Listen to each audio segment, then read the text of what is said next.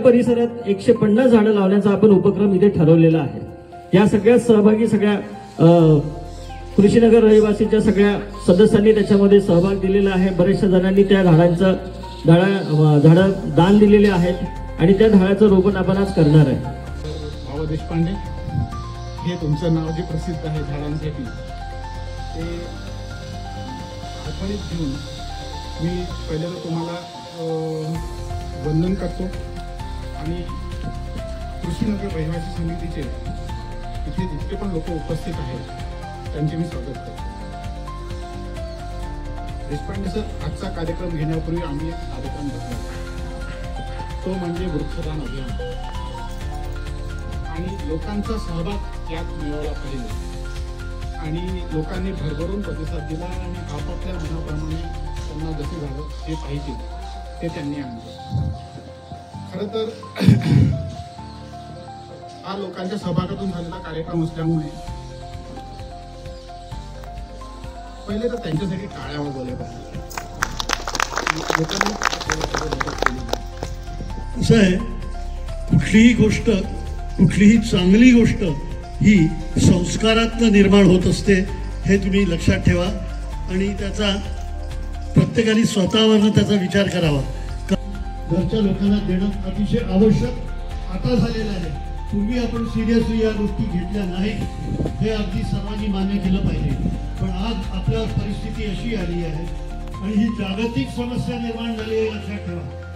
जागतिक समस्या निर्माण झाली आहे की खिलवाड केली, निसर्गाशी बेईमानी केली की निसर्ग तुम्हाला अप्रत्यक्षपणे अशी झापड मारतो। तर इतकी महत्त्वाची झाली आहे की आपण स्वतः आपलं कर्तव्य निभवण्यासाठी आता झाडं लावण्याशिवाय दुसरा काहीही उपाय तुमच्याजवळ शिल्लकच नाही आहे।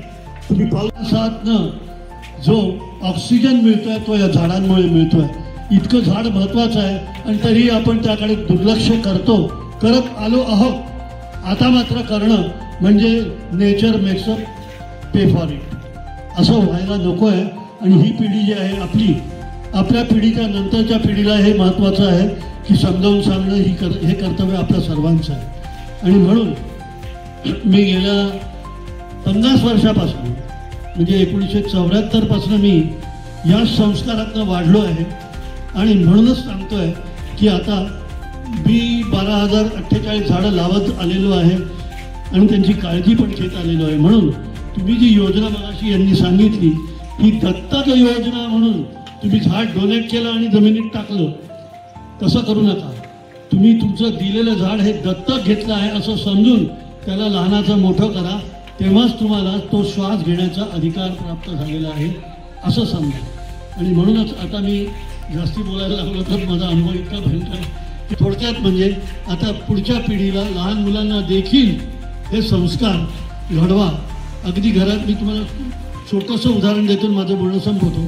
एक बी घ्या, एक बी कुठलंही तुमच्या घरामध्ये कोणचंही एखादं टमाटो असले त्याला ते लावायला लावा आणि ज्यावेळेस ते कोंब बाहेर येईल ना ते त्या मुलाला असा अनुभव देणार आहे की त्याला म्हणायचं की अरे बाळा, त्याला पाणी दिलं तरच ते आता मोठं होईल। आणि ते मोठं होत असताना त्याच्यावर जे संस्कार होतील ना ते संस्कार पुढे फार कामी येतील। आणि हेच आता आपल्या हातात शिल्लक असलेलं कर्तव्य आहे। बाकी आपल्या हातात कॉर्पोरेशन हे ते कोणावर अवलंबून राहण्यासाठी आता आपल्याला वेळ नाही आहे। आपण काय करू शकतो निसर्गासाठी ते आपण करणं हेच आपलं आता कर्तव्य आहे। Thank you very much.